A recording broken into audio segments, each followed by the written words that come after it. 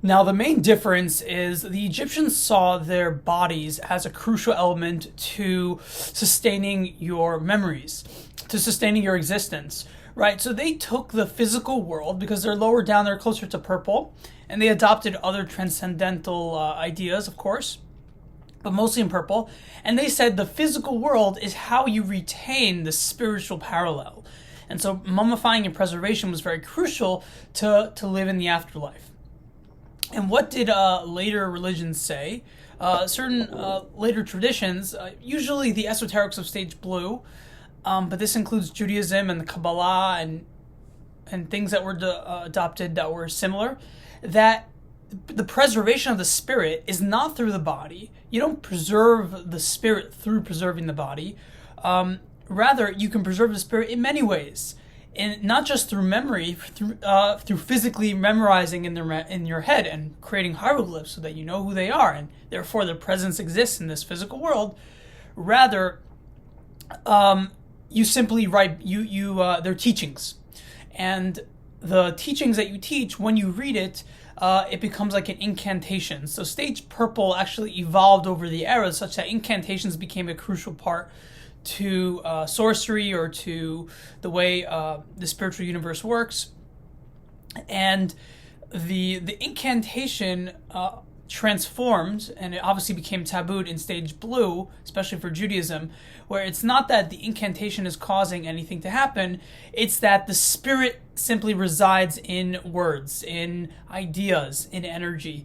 Whether it was framed in this way or not, this is what they were pointing towards. And so when you read a book of a certain author, you're bringing the author into the room. You're bringing his exact words. And to quote Judaism's Talmud, when a dead man is quoted, when a person is quoted, the corpse's lips move. So some people think it's literal. Obviously, it's referring to this. That it says that even though they're dead, it's as if they're alive. And on an even deeper level, their spirit is alive. That it comes into the room with them. Now, what this entails is that the spirituality of even though Judaism probably adopted a lot of Egyptian spirituality, they actually became more realistic in how the spiritual universe works. Instead of saying that the spiritual the spiritual universe is tied to the physical world, they said the spiritual is infused in our physical world, such that even the words that you say can bring the spirit close, as opposed to just hieroglyphs that make people remember something. And there's also truth to the Egyptian philosophy, because if no one remembered a person's name, if no one remembered who a person was, they wouldn't have any existence in our world. Right. Right. And there's another thing I thought of, which was interesting, that the personalities of the old eras, they get reincarnated into the new eras. But at the same time, this is based on a theology of later traditions.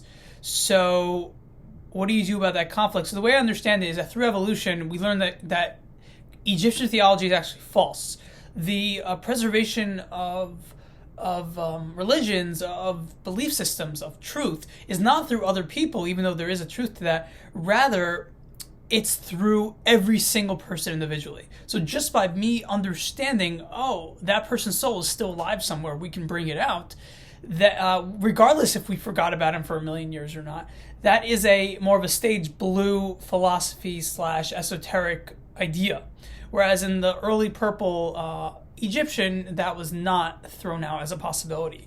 The Egyptians had to evolve their religion in order to accommodate this idea that you don't need to keep preserving something in order for it to be alive.